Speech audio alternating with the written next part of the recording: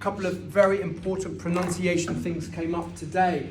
Firstly, still with the t and the id sound, still having problems here.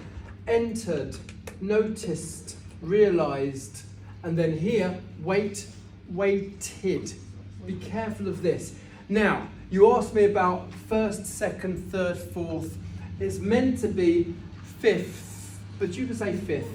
It's sixth, seventh, eighth, ninth, 10th. Just say the sound and then the sound afterwards. It will work. But one more pronunciation thing that came up with you today, Fernando, and this comes with an apology from me, because the OU sounds are tough.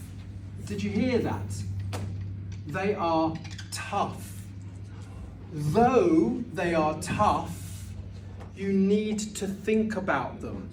And when you've thought about them for a while, you will notice that every OU sound is different. A tough sound sounds like an A thought sounds like an or. A though sounds like an O. And there are 6 different sounds for this one little bit. My apologies.